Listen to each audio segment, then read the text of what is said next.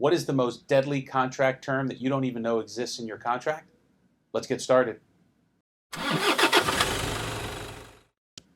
Hey everybody, this is Alex Barthet with thelienzone.com. Today I'm going to talk about cross-default provisions and why they are the deadliest contract term you don't even know that exists in your contract. So let's talk about what a cross-default provision is.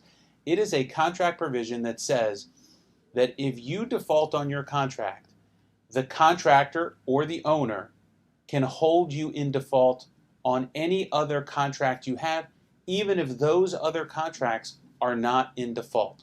So let me tell you about a story of a contractor that we're dealing with now that's having this exact problem because of this provision. They are a drywall contractor, and they have 3 contracts with a general contractor. And that contract, each of those contracts has a cross-default provision. They are allegedly in default on one of the contracts and not in default at all on 2 others. But the contractor claims that the damages that are accruing from the first defaulted contract exceed the amount left in that contract.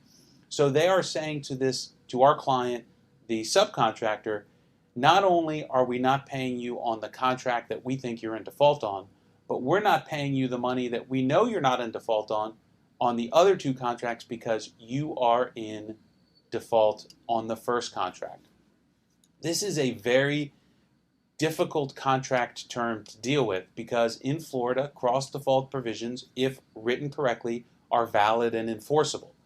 So we need to deal with the underlying issue about not being in default on the first contract in order to recover the money on contracts 2 and 3.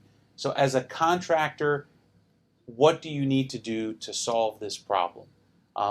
At the time of negotiating the contract, you need to identify the cross-default provision and then either remove it or negotiate limitations in it. So a standard cross-default provision will say that if there is a default in one contract, that constitutes a default in any and all other contracts. That's the type of language you want to be aware of, and then you need to try to strike it in the course of your negotiations. Keep in mind that if you are presented with a master contract or subcontract, that's going to be a standard provision because then what the contractor or owner wants to do is hold you in default on all your contracts because you signed one master subcontract.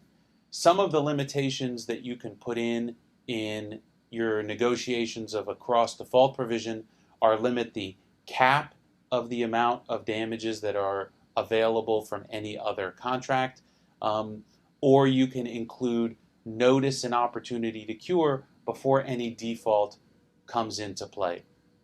Make sure that you identify the cross-default provision in your contract and work to remove it. If you have questions about your construction contract or cross-default provisions, send me an email, alex@barthet.com. Also, we have this great Lien Zone swag. We have construction-themed socks in 2 colors, black and beige.